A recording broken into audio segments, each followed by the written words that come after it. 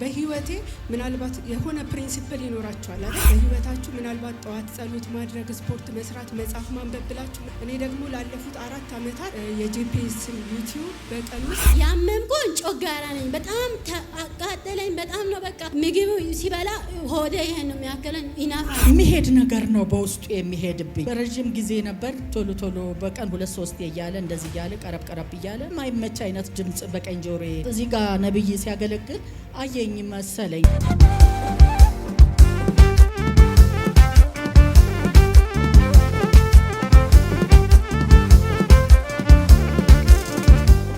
ስሜ መለሰች ነኝ እና የተደረገኝ ሰው ሐኪም ቤት ይሄዳል። ግን ሐኪም ቤት አይደለም መፍትሄ አለ እዚህ ቤት ነው። እኔ አሞኝ ነበር፣ በጣም አመመኝ። በቃ ሚሎ ነገር የለኝም። በቃ ብቻዬን ያለኝ ቤት ማለት ነው። ከዛ ይሁድ ለታ በጣም አመመኝ። በቃ ሚሎ ነገር ሐኪም ቤት ልሂድ አልሄድም። እግዚአብሔር አለ ነገ እኮ የሰኞ ፕሮግራም ማታ ማለት ነው መጥቼ እዚህ መጣኝ። የሆነ ልጅቷ ማለት ጸሎት ብትሄጂ ይሻላል ከሐኪም የሚሻል እግዚአብሔር ቤት ነው አለች።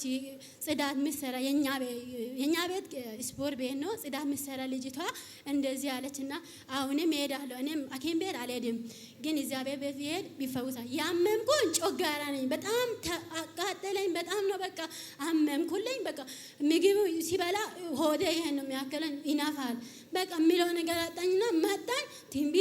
ትንቢትም አልመጣም። ጸሎት ነው በቃ ተፈወስኩልኝ። እዛ ጋር ነው ቁጭ አልኩልኝና ተፈወስኩልኛ።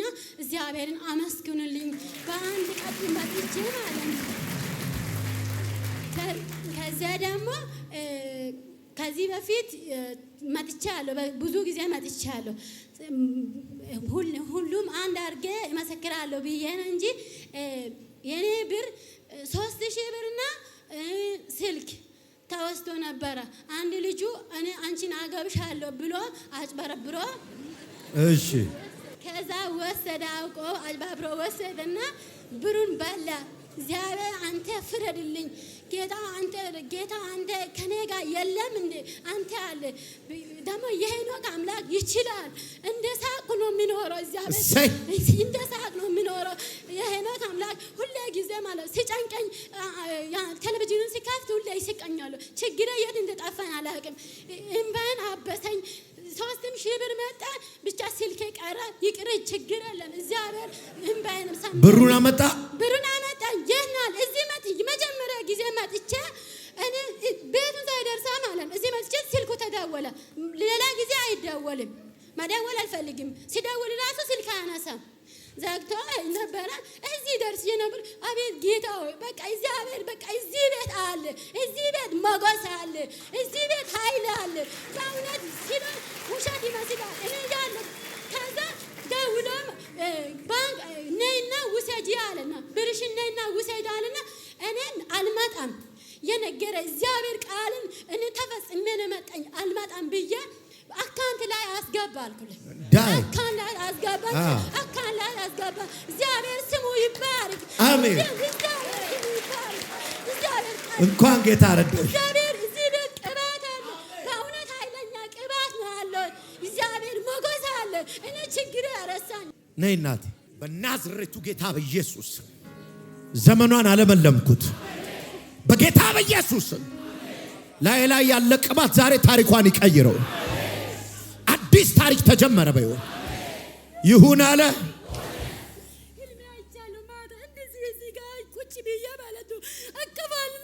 ችግር አንቺ መከራሽን አስረሳሻለሁ። 2 ጊዜ ነው። ሰኞ ማታ መጥቼም ደግሞ ማታ ቀይ ልብስ ለብሷል። ከዛ ደግሞ መጣና ችግርሽ የቺ ልጅ ያለፈ ችግር ብዙ ነው አለ።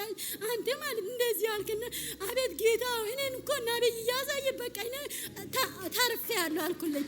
ከዛ ማታ ደግሞ ይመጣለሁ ብዬ አስቤያለሁ። ማታ ነጭ ሸሚዝ ነው የለበስኩት። ነጭ ሸሚዝ ለብሳ ማለት ነው እንደዚህ አርግ እዚህ ጋር መሃል ላይ ገብቶ ማለት አናቱን እንደዚህ አርግ ፈውስሽን ጸናልኝ አለ። እናዛ ከዛ በቃ እኔ አልቀረም ብዬ ነው። ተባረክሽ አይደል? ልክ እንደ ህልምሽ ያው ቅፍ አርጌ ጸለይኩልኝ። ተባረኪ። ተነሽ ተነሽ ተነሽ ተነሽ ተባረክ። ብሩኩኝ ወድሻል።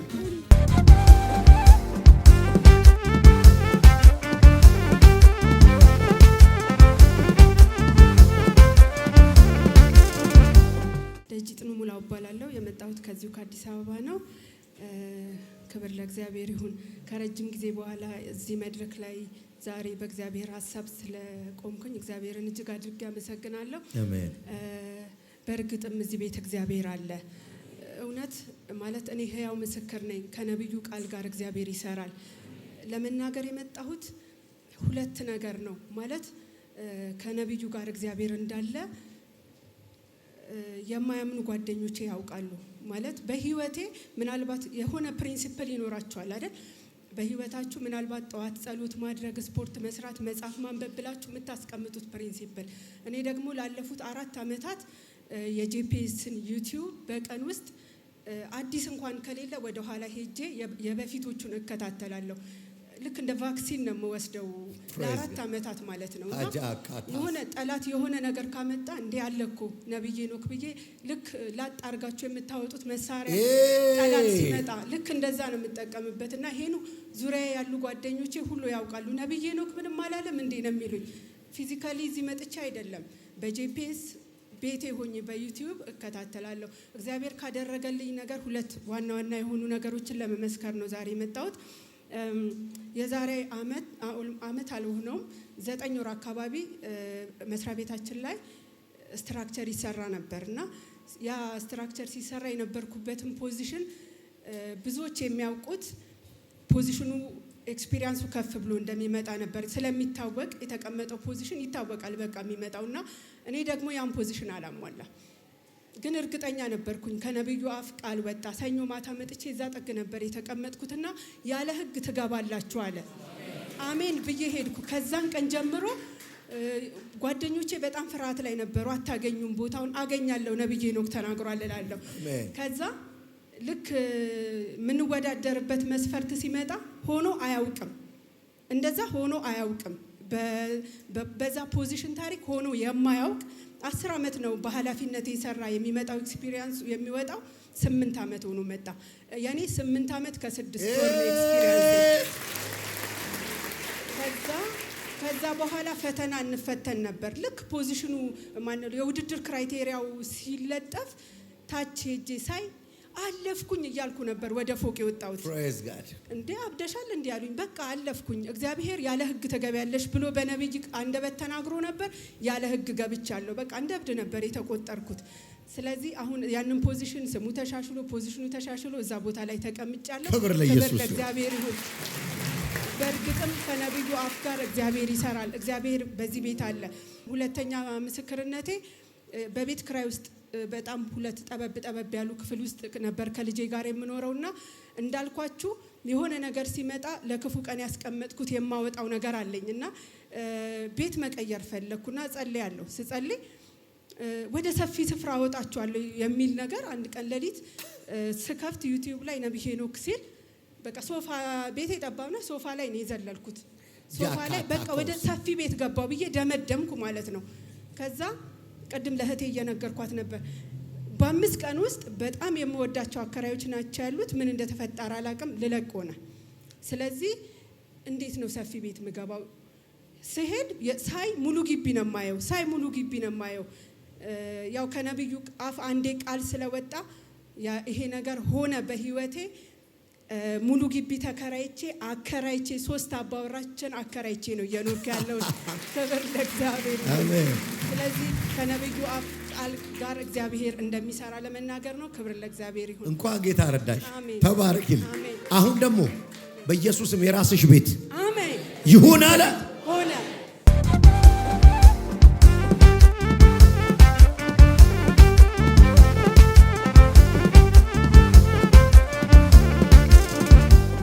ስፍራሽ እባላለሁ። የመጣሁት ቤቴ ቦሌ አራብሳ ነው። የምኖረው ግን እዚህ አዲስ አበባ ውስጥ ማለት ነው። ባለፈው ግንቦት እዚህ መጥቼ ነበር እና የመጣሁት ረፍዶ ነበርና ወደ 7 ሰዓት ተኩል አካባቢ ቦታውን አላቅም እየፈለኩኝ እዚህ መጣሁና ዳር ተቀመጥኩኝ። እዛ ጋር የመጣሁት ለአንድ ጉዳይ ነው። ይሄንን ዛሬ አይደለም የማውቀው። በ2006 በኤጀንሲ ስሰራ ትምህርት አለኝ። በኤጀንሲ ተቀጥሬ ስሰራ አምቼ የመኪና መገጣጠሚያ ጋር ሆሊ ስፒሪት የሚባል ቸርች ነበር ከዳር ላይ። እንዳሁኑ ሄኒ ወፍራም አይደለም ልጅ ነው። ከዛ ልገለገል ሄድኩኝ። ከዛ ከምሰራበት ቦታ ወጥቼና እግዚአብሔር በሱ አንድ ቃል አመጣልኝና ወደ ተሻለ ቦታ ትገባላችሁ እያለ ጌታ ይናገር ነበር። አሜን ብዬ ሄድኩኝ። ከዛ የ2006 ማለት ነው። በቃ ያ ቸርች ደግሞ ቦታውን ቀየረና ከዛ ቦታ ጠፋብኝ። ከዛ በኋላ ነብይ ሄኖክን አላገኘሁትም ለረጅም ጊዜ። እግዚአብሔር ግን በሱ የተናገረውን ወደ መንግስት መስሪያ ቤት ገባሁኝና እየሰራሁ ኖርኩኝ። ከአንድ 2-3 መስሪያ ቤት እየቀየርኩ እየሰራሁ ነው። ከዛ በውስጥ ያለ አሁን ቴሌቪዥን ዲሽ ምናምን እንትን ስንል ስናስተካክል ቻናል ላይ አገኘሁት። ይሄው አገኘሁት አልኩኝና ደስ አለኝ። በቃ ቻናሉን እከታተላለሁ፣ ደስ ይለኛል። እውነት ነው፣ እግዚአብሔር በሱ ይጠቀማል። እግዚአብሔር ከሱ ጋር እንዳለ አምናለሁ፣ አውቃለሁና ደስ ብሎኝ በቃ የኔን አገልግሎት አያለሁ፣ የነብዩን አገልግሎት። እግዚአብሔር ስለ ነቢያቶች እግዚአብሔር ይባረክ። እግዚአብሔር በምድራችን ላይ መልካም ስላደረገ እግዚአብሔር በእውነት በእነሱ ስለሚጠቀም እኔ ስለነሱ እግዚአብሔርን ባርከዋለሁ። እግዚአብሔር ይመስገን። ጌታ ስሙ ብሩክ ይሁን። አሁን ከ2 ዓመት ነው ከ3 ዓመት ወዲህ የቀኝ ጆሮዬን ያመኛል። እንዴት እንደሆነ አላውቅም፣ ጆሮዬን ያመኛል። የሚያመኝ ደግሞ እንደ የሚሄድ ነገር ነው በውስጡ የሚሄድብኝ እና በረጅም ጊዜ ነበር። ቶሎ በቀን 2-3 እያለ እንደዚህ እያለ ቀረብ እያለ በጣም የማይመች አይነት ድምጽ በቀኝ ጆሮዬ ያስቸግረኝ ጀመር። ያን ቀን በሰኔ እዚህ ስመጣ ሰኔ ወደ ማለቂያ አካባቢ ነው፣ ግንቦት ማለቂያ ወይ ሰኔ መግቢያ እንደዚህ ነው። ስመጣ እዚህ ፈልጌ ዳር ላይ ስንቀመጥ እዚህ ጋር ነብይ ሲያገለግል አየኝ መሰለኝና ማዶ ላይ እኔ ቦታ አጥቼ ዳር ነው የተቀመጥኩኝ። መርገም ተሰበረ ሲል አሜን ዛሬ እንደውም ደክሞኛል አላገለግልም ምናምን ሲል በቃ ካየሁህ በቂ ነው አልኩኝና ደጅ ቁጭ ብዬ እንትን እያልኩ ሄድኩኝ። በቃ ቃል ተቀብዬ ወጥቼ ሄድኩኝ። ቤቴ መርቁ ስለሆነ ተነስቼ ሄድኩኝ። አስፋልት እውነት እላችኋለሁ እግዚአብሔር ምስክሬ ነው፣ አስፋልት አልደረስክም። ያ ነገር ቆመ፣ በቃ ኮምፕሊትሊ ቆመ። እግዚአብሔር ይመስገን። እግዚአብሔር ዘመንክን ይባርከው። አሜን። እግዚአብሔር ጸጋ ይጨምርልን። አሜን። በረከት ሁሉ ለምድራችን። አሜን። 2 ዓመት ረሰቃይሽ? 3 ዓመት ለማንም አልነግረውም፣ ልጆቼም አያውቁም። ራሴ ብቻዬን ነው የማውቀው ያን ሚስጥር እና አስፋልት አልደረስኩም። ሲቆም እንዴ ዳንኩኝ እንደ ያልኩኝና ሳዳምጠው የለም። አልፎ እንዲህ የሚል ነገር አለ። እንደተል ነገር ነው ውስጡ መሄድ በአንድ ጆሮዬ።